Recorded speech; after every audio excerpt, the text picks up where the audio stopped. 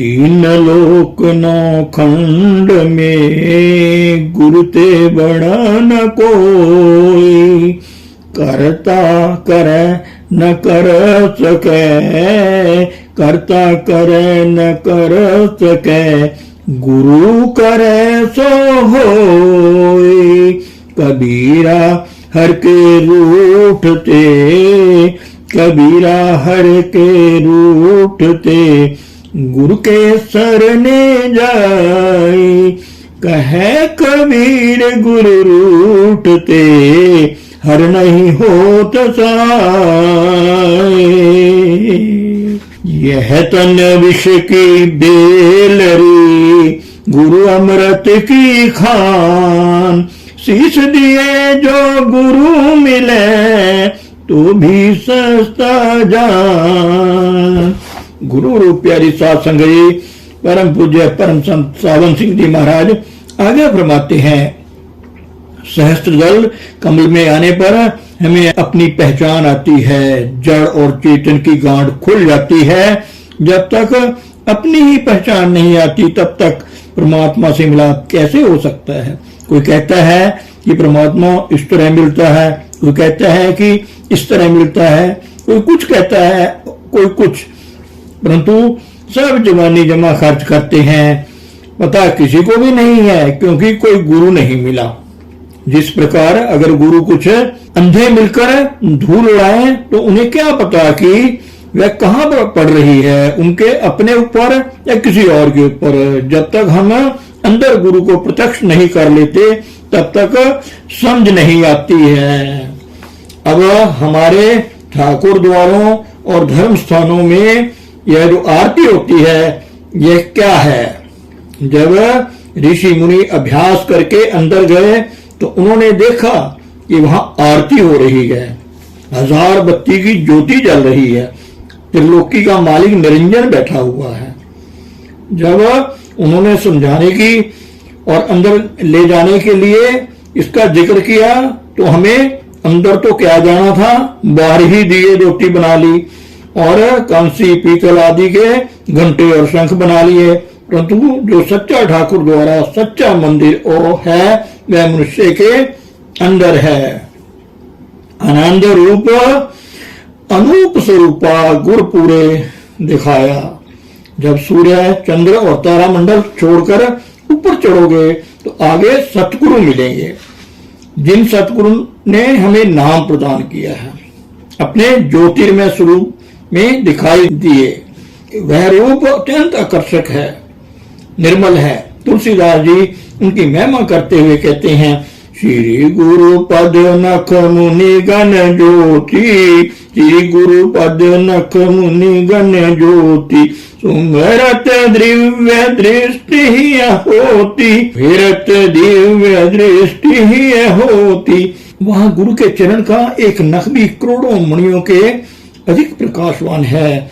अब ये बात जरा ध्यान पूर्वक समझनी चाहिए कि गुरु क्या है।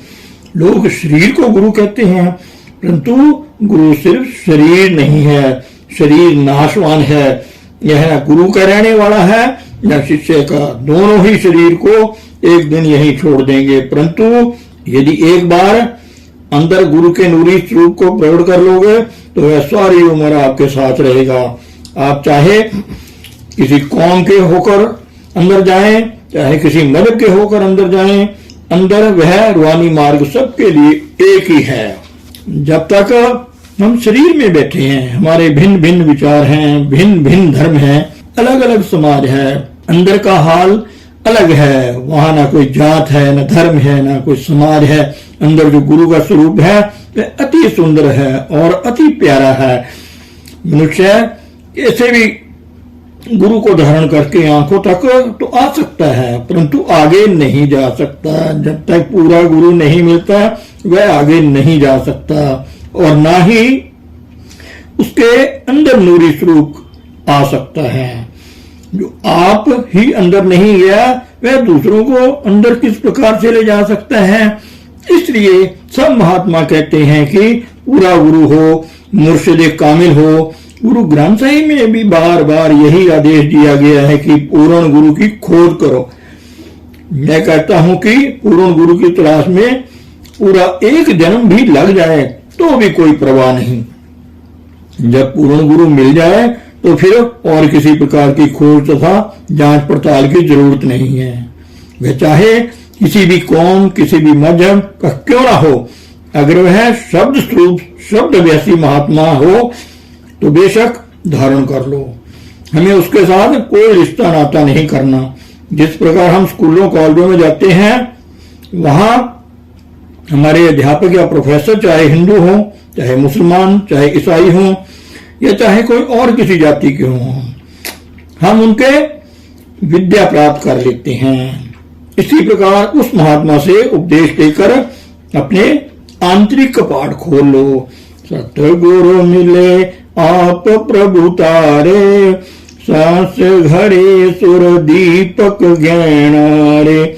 जब अभ्यासी जब अंदर गुरु का ध्यान करता है तो कभी स्वरूप आ जाता है, कभी चला जाता है, परंतु वास्तव में वह ना तो आता है न जाता है, वह अड़ोल खड़ा है। असल में हमारा मन स्थिर होकर ठहरता नहीं है, वह जाता है फिर आता है, फिर जाता है फिर आता है। जैसे अगर हम गाड़ी में सफर करते हैं तब हमें दिखाई देता है कि बाहर पेड़ दौड़ रहे हैं, परंतु असल में ये एक स्थान पे खड़े हैं। यहाँ आने पर सुमिरन का कार्य पूर्ण हो जाता है, आगे सुमिरन नहीं जाता। सतगुरु के नूरी स्वरूप तक पहुंच जाने पर ध्यान की जरूरत है। गुरु अर्जुन साहिब का कथन है, गुरु की मूरत मन में ध्यान, गुरु के शब्द तंत्र मंत्र मन मान। मत को भ्रम भुले संसारे, गुरु बिन कोई न उतरस पारे। और कहा है, अकाल मूरत है सात संगत की, ठहरने की ध्यान को ध्यान काटता है, सुमिरन को सुमिरन काटता है। संसार का सुमिरन छोड़कर नाम का सुमिरन करो। बेटे बेटियों का, परिवार का ध्यान छोड़कर सतगुरु का ध्यान दृढ़ कर लो। जब यह ध्यान पूर्ण कर लोगे तो सोते जागते हर समय सतगुरु अंग संग रहेगा। आपके सत्संग में ऐसे कई स्त्री और पुरुष हैं जिनके गुरु हर वक्त साथ रहता है। जब आप अंतर में सतगुरु के चरणों तक पहुंच जाते हैं और अपने आप को उसके हवाले कर देते हैं तो वो कहता है कि मालिक के दरबार में चलो। अब सवाल पैदा होता है कि सतगुरु कौन से मार्ग से ले जाते हैं। सबसे पहले तुरिया पद में लेते हैं, वहां से ब्रह्म में, और फिर ब्रह्म से ऊपर पार ब्रह्म में। ब्रह्म के देश में सुबह के सूर्य के समान प्रकाश है और पार ब्रह्म के मंडल में कार्तिक की पूर्णिमा जैसा प्रकाश है। उन प्रकाशों का नमूना इस संसार में कोई है ही नहीं, फिर भी समझाने के लिए ये तुलनाएं की जाती हैं। इस संसार के बाहर हजार सूर्य इकट्ठे करें तो ब्रह्म के एक सूर्य जितना प्रकाश होगा, परंतु जब तक सतगुरु साथ ना जाए ये जीव अंदर एक कदम भी नहीं जा सकता। सतगुरु पूरा होना चाहिए। अगर गुरु पूरा नहीं मिलता तो जहां तक वह खुद जाता है वहां तक अपने सेवकों को पहुंचाकर चुप हो जाता है। जिस प्रकार कोई शिक्षक यदि माध्यमिक कक्षा तक पढ़ा हुआ है तो वह अपने शिष्यों को माध्यमिक तक पढ़ाकर चुप हो जाता है। इसलिए संत कहते हैं कि केवल पूरे सतगुरु ही जीव को इस मार्ग पर ले जा सकते हैं। एक सत्संगी हजूर सच्ची घर सुर दीपक ज्ञानारे का क्या मतलब है? महाराज जी 9 द्वारों को छोड़कर जब आप ऊपर जाएंगे तो आपके अंदर सबसे पहले दीपक अर्थात ज्योति आएगी। जब सहस्त्रदल कमल को पार करके वहां पहुंचेंगे तो नूर अर्थात सूरज मिलेगा। जब आप पार ब्रह्म में पहुंचोगे तो शशि अर्थात पूर्णिमा का चंद्र दिखाई देगा। फिर प्रश्न सत्संगी करता है, हजूर घर का अर्थ क्या शरीर है? महाराज जी फरमाते हैं, हाँ शरीर से ही तात्पर्य है। यह सब दौलत हमारे शरीर के अंदर ही है। गुरु नानक साहब कहते हैं, घर में घर दिखाई दे सो सतगुरु पुरख सुजान, पंच शब्द धुन कार धुन, तह बाजे शब्द निशान। आपका जो असली घर है वह इस देह रूपी घर के अंदर ही है। हजूर, ब्रह्म का रंग कैसा है? तो महाराज जी फरमाते हैं, ब्रह्म का जो प्रकाश है उसका वर्णन ही नहीं किया जा सकता। संतों के समझाने के लिए बाहर के सूर्य से तुलना की है। वहां 4 दल का कमल है। ऋषियों ने जो 4 महाकाव्य लिए हैं वे यही के लिए हैं। वहां के सूर्य का रंग लाल है, परंतु उसका प्रकाश हमारे यहाँ के 1000 सूर्य के समान है। वहां आत्मा का अपना प्रकाश भी 12 सूर्य का है। गुरु ग्रंथ साहिब में स्थान स्थान पर इन देशों का वर्णन आया है। देख आदि सट रहो लिव लागी, सब त्रिभुवन ब्रह्म समाया। जब शिष्य पूछता है कि क्या ये सूर्य चंद्र तथा ये देश दृश्यमान है, गुरु साहब उत्तर देते हैं कि नहीं, वे अदृश्य हैं, वे इन आंखों से दिखाई नहीं देते। सारी त्रिलोकी हमारे अंदर है, खंड ब्रह्मांड अंदर है, अंदर कीर्तन हो रहा है, परंतु वे आंखें और हैं, वे कान और हैं, जिनके द्वारा ये चीजें देखी और सुनी जा सकती हैं। यही गुरु अंगद साहिब फरमाते हैं, अखी वाजो वे कणा बिन कन्ना सुनना। वहां यह शरीर नहीं जाता, ये आंखें नहीं जाती और ना ही ये कान देते हैं। वहां जाने वाला शरीर, वहां देखने वाली आंखें, वहां सुनने वाले कान दूसरे ही हैं।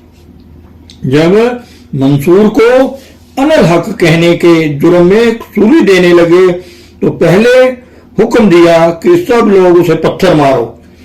सब ने पत्थर मारे। मंसूर चुपचाप खड़ा हुआ पत्थरों की मार सहता रहा। शेख सिबली मंसूर की आंतरिक गति को जानता था, उसके राज से वाकिफ था। उसने सोचा कि अगर मैं पत्थर मारता हूं तो मंसूर को चोट लगेगी और अगर नहीं मारता हूं तो वह साई ही हुक्म का खिलाफ होगा। ये सोचकर उसने एक फूल मारा। फूल लगते ही मंसूर के मुंह से दर्द की चीख निकली। शिबली ने आश्चर्य से के साथ पूछा कि आप पत्थरों की मार चुपचाप सह रहे, पर एक फूल के लगने से चीख पड़े, ऐसा क्यों? मंसूर ने जवाब दिया, जितनी पीड़ा मुझे तेरे फूल के लगने से हुई है इतनी इन पत्थरों की मार से नहीं हुई है, क्योंकि तू मेरे राज से वाकिफ था, मगर ये लोग ना वाकिफ हैं। आखिर उसके हाथ काटे गए। वह बोला, मुझे इन हाथों की कोई जरूरत नहीं है, क्योंकि मेरे पास वे हाथ हैं जिनके सहारे मैं आसमान के कंगूरे छूता हूं। फिर पैर काटे गए। तब मंसूर ने कहा, मुझे ये पैर भी नहीं चाहिए, क्योंकि मेरे पास वो पैर हैं कि अगर मैं चाहूं तो एक यहां से दूसरा मालिक की दरगाह में रख सकता हूं। इसके बाद आंखें निकालने लगे तो वह बोला, मुझे इन आंखों की जरूरत नहीं है, ये तो सिर्फ फना है, नाशवान है, नाशवान को ही देखती हैं। मेरे पास वे आंखें हैं जो अविनाशी को देखती हैं। आखिर जब उसकी जुबान काटने लगे तो उसने कहा, जरा ठहर जाओ और मुझे रब परमात्मा का शुक्र कर लेने दो। ये मालिक, मेरी ताकत नहीं है कि मैं इस इम्तिहान में पास हो जाता, यह तेरी महानता है कि तूने मुझे फेल नहीं होने दिया। जिस तरह कुम्हार मिट्टी को थाप कर चाक पर रख कर उसका घड़ा बनाता है, बाहर से वह उस पर थाप मारता है पर अंदर हाथ में सहारा भी देता है। इसी तरह तू बाहर से इम्तिहान ले रहा है पर अंदर तूने अपना हाथ रखा हुआ है। हे मालिक, तेरा शुक्र है, शुक्र है, शुक्र है। आओ जला दो, जबान भी काट लो। धन सतगुरु, धन गुरु प्यारी सात संगत जी।